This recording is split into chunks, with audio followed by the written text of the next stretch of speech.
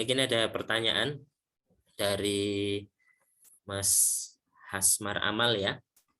Bagaimana kalau akalnya rusak?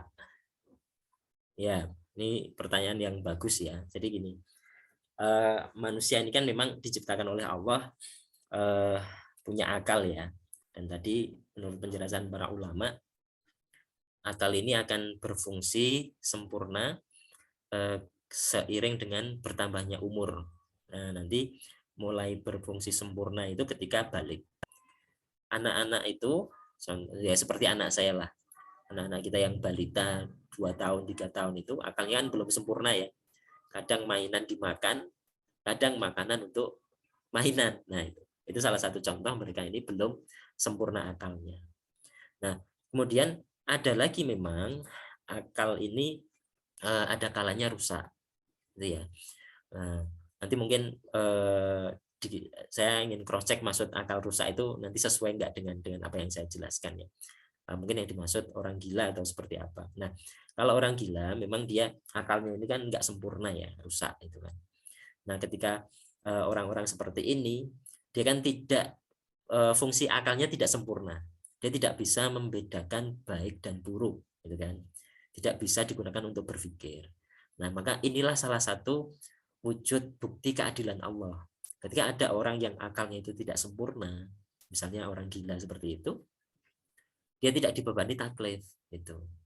Orang gila kan juga bisa macam-macam ya. Ada yang permanen misalnya. Tetapi ada yang mohon maaf misalnya di waktu-waktu tertentu dia kumat, tetapi nanti setelah itu seperti biasa. Nah, maka kalau seperti itu ketika dalam kondisi dia tidak kumat, maka dia terbebani hukum terbebani taklif. Ketika dia sehat ya tetap sholat dan seterusnya. Tapi ketika dia akalnya ini terganggu, di saat itulah dia tidak terbebani hukum. Nah, kemudian Islam ini juga sangat spesial. Ketika kita kemarin membahas tentang kesempurnaan Islam, Islam ini menjaga akal manusia dari hal-hal yang bisa merusak, gitu ya. Nah, beberapa hal-hal yang bisa merusak akal itu diantara adalah khomer, atau jadi nanti ada istilah khomer, ada istilah mufatir. Khomer itu yang memabukkan, kalau mufatir itu jadi beda ya antara khomer itu mabuk, tapi kalau mufatir itu melemahkan. Itu. Jadi kalau kita pernah dibius itu kan kita jadi tidak sadar. Nah, itu yang mufatir, melemahkan. Tapi kalau digunakan untuk hal-hal yang tidak bagus, tidak sesuai dengan tujuannya, misalnya narkoba itu ya.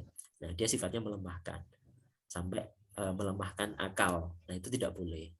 Seperti halnya juga khomer. Maka di dalam Islam akal ini betul-betul dijaga.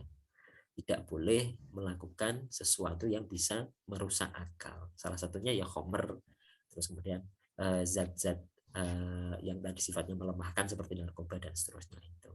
Mungkin itu Mas Hasmar Amal, ada yang mau konfirmasi maksud dari akalnya rusak itu seperti apa?